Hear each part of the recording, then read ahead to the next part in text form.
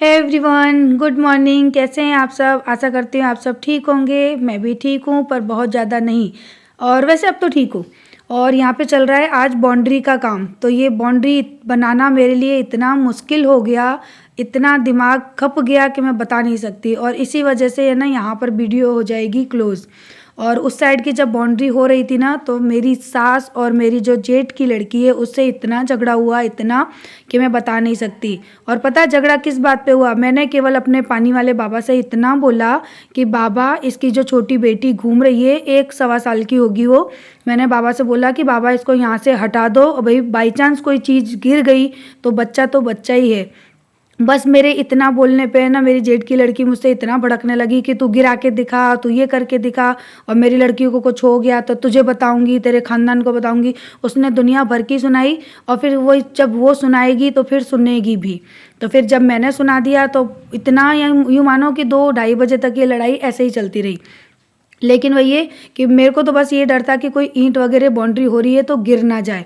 सो यहाँ पे बाउंड्री मेरी कंप्लीट हो चुकी है। और उसके बाद है ना, वीडियो इसीलिए नहीं बनाई थी क्योंकि काफ़ी झगड़ा हो रहा था। अब तो ये 3-4 बजे का टाइम है, छत बनने लगी है। यूँ मानो कि एक तो घर में अकेले काम करवाना, आपके भैया थे नहीं, वो आलूओं का काम कर रहे थे खेत पे, और मैं घर पे अकेली जानबूझ के इतना बेवजह लड़ती हैं, पूरी दुनिया को, पूरी गली मोहल्ले को इतना तमाशा करती हैं। मेरे घर में जब जब काम चलता है, जब जब काम लगता है, उन लोगों का तांडव शुरू हो जाता है। तो मैंने यहाँ पर है ना वीडियो रोक दी थी क्योंकि मूड बहुत ज़्यादा ख़राब हो गया था। फिर जितना उसने सुनाया उतना ही फिर मैंने सुनाया, क्योंकि जो इंसान जैसे काम करता है ना, वो उसको आगे चल के सुनने ही पड़ते हैं। और अगर आप लड़की हो, लड़की की तरह रहोगे तो इज्जत मिलेगी।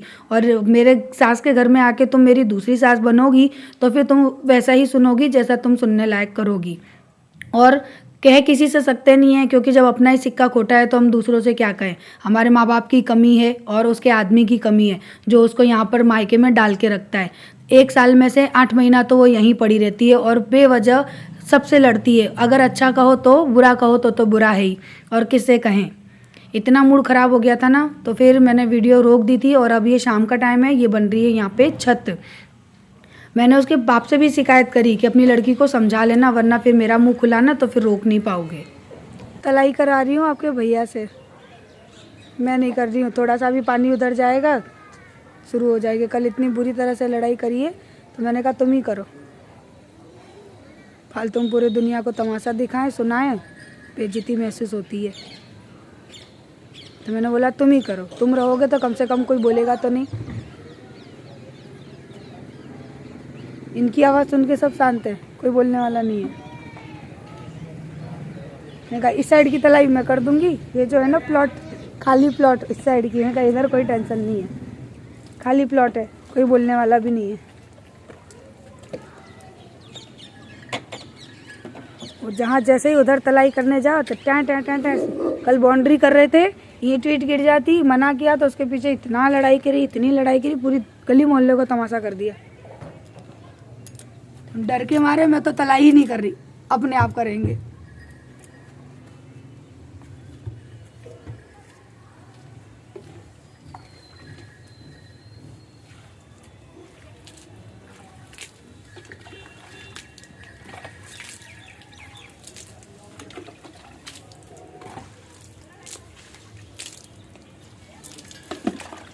धमका कैसे चल रहा है तुम्हारा भर के? ये फ्राई होने लगा है, मत दे देना है। तुम्हारा तरीका देख रही दोनों साइड का, वहाँ तो डर डर के एक एक ऊन डाल डाल के तलाई कर रहे हैं। तो वरना जोर का गुस्सा कभी नहीं करता। सही बात है। अगर कोई हमारे घर में पानी जाता है हमें पता लगेगा। मैं करती ही नहीं, मैं तुमसे ही करवा रही हूँ। बाई चांस भी चल रहा है, कम से कम मेरा नाम तो नहीं आएगा। तो जानबूझ के कर रही है। पानी है, पानी तो जाएगा, कितना भी रोक लो, 2-4 दिन तो जाएंगे। हम समझते हैं भाई कि हमारा आता तो हमको भी तकलीफ होती। अभी मैं खुद ही कह देती कि भैया हट जाओ, ऊपर काम हो रहा है, इतनी गिर जाए। इसीलिए कहा था कि बच्चा है छोटा, भी गिर जाए बाई चांस।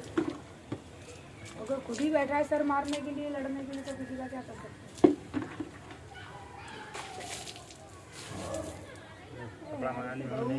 हाँ, आरू दे देगी, आरू। तो अभी है ना आपके भैया देखो किस तरह से धीरे धीरे थोड़ा थोड़ा करके पानी डाल रहे हैं। और अगर आपके भैया की जगह मैं यहाँ पे अकेली होती ना तो सुबह ही सुबह तांडव शुरू हो जाता मेरी सास का बगल से। और वो भी कितने धीरे धीरे पानी डाल रहे हैं कि गिर ना जाए। हालांकि बारिश हो रही है, मेरे पानी डालने से उनका घर गंदा हो जाता है, उनकी चीज़ें खराब हो जाती है, उन लोगों को उनका सर फट जाता है, सारे ड्रामे हो जाते हैं। अब भगवान जब ऊपर से बारिश कर रहा है, अब अपने घर को बचा ले, पर ऐसे इंसान को क्या कह सकते हैं। आज अगर मेरी जिठानी हो, वो मुझसे लड़े ना तो समझ में भी आता है कि भाई जिठानी है, चलो लड़ाई हो जाती है दौरानी जेठानी में। लेकिन खुद अपनी माँ ऐसा करे तो समझ में आता है भाई तुम्हारा ही तो बेटा है। लेकिन ऐसी तो कभी खुश होती ही नहीं है, अपने बेटों की तरक्की से चिढ़ती हैं। और मैं यूँ कहती हूँ ना कि तुम्हारा ही तो बेटा है, तुम्हारे बेटे का ही तो घर बन रहा है, तो बोलती मेरा कहाँ बेटा है, मेरा तो मर गया, मेरा तो मर गया। ऐसे बोलती हैं, हर बात में ऐसे बोलती हैं। इसलिए ना मैं उनसे ज़्यादा मूड मारना पसंद नहीं करती। जो अपने बेटों को मार रही हैं वो मेरी क्या सगी होंगी।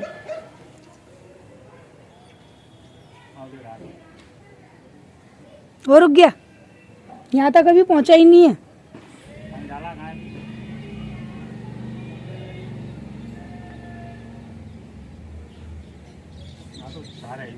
मैंने मने करी थी यहाँ मट्टी मत डालना, यहाँ खाली ईंट बिछाना।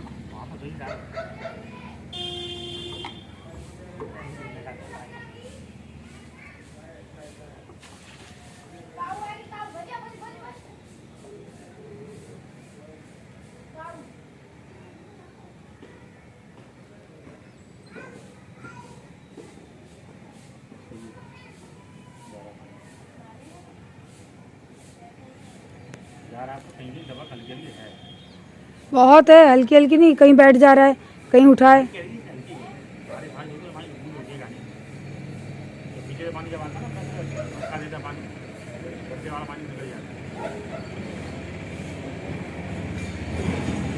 अच्छा तो पे कोई गैसला ना रखना, ये पटिया पटिया के टुकड़े उकड़े मैं तो फेंक दूंगी, सब फेंक दूंगी मैं तो। मैंने कही थी, मैं कही टुकड़ी टुकड़ा जो पड़े ना छोटे छोटे पत्थरों के, मैंने कहा ये सब फेंक दो, तो बोले कल फेंकेंगे। चुचाएगी दीवार में, कहा दीवार तो मेरी खराब होगी, बोले मैं तो जैलम को दूंगा। यूँ करके वो पाइप यहाँ है ना, सीधा यहाँ पाइप है तो यहाँ आएगा। कुछ है फोड़ने के लिए?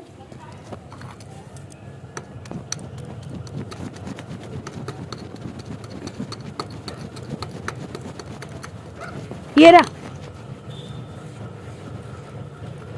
कच्चा मसाला भर के गया है इसमें वो।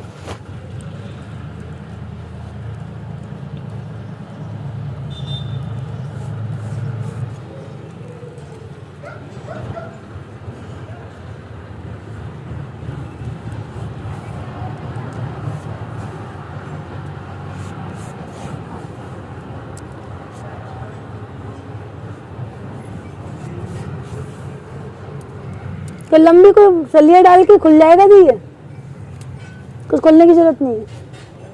उसने कच्चा मसाला डाला था, बोले पक्का डाल देंगे तो जम जाएगा, बोले कच्चा डाल देता हूँ तो बोले ये अपने आप खुल जाएगा। बोले ना एक डंडी ऐसे ऐसे कर देना, बस खुल गया।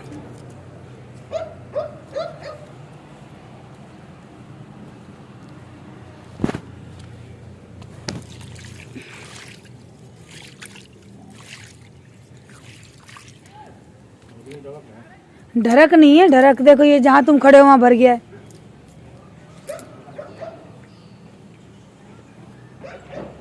तो अब मैं आ गई हूँ नीचे। और सच बताऊँ आपके भैया ने आज पानी की तराई करी ना, इसी वजह से लड़ाई नहीं हुई, नहीं सुबह सुबह फिर से मूड खराब हो जाता। और आपके भैया की भी ये गलती होती है ना कि जब घर में काम लगता है ना तो वो सारा काम मेरे ऊपर ही छोड़ के चले जाते हैं, जबकि उनको पता है कि घर में काम होगा और इनका तांडव शुरू होगा, फिर भी वो नहीं रुकते हैं। मैं यूँ बोलती हूँ कि तुम रहो कम से कम कुछ। अगर उनको क्या होता है कि भैया को देख के ना ये लोग कम ड्रामा करते हैं, और आपके भैया नहीं होते हैं ना तो ये लोग ज़्यादा तांडव करते हैं। और फिर इतनी गलत, इतनी उल्टी सीधी बातें बोलती हैं ना कि मैं तो ये सोच के मैं सुन के रह जाती हूँ कि ऐसी बातें हुई कब है घर में, जो बातें ये कह रही हैं। इतनी गलत गलत बातें भरती हैं। और इनके आदमी इतनी कम बुद्धि के हैं कि जो ये औरतें बोलती हैं वैसा ही करते हैं। वैसे ही तो मेरे ससुर है, और वैसे ही जो मेरी सास की जो है ना भतीजी, क्या बोलेंगे, पोती उसका आदमी, क्योंकि जिस घर के आदमी कमज़ोर होते हैं ना उसी घर का सत्यानाश होता है।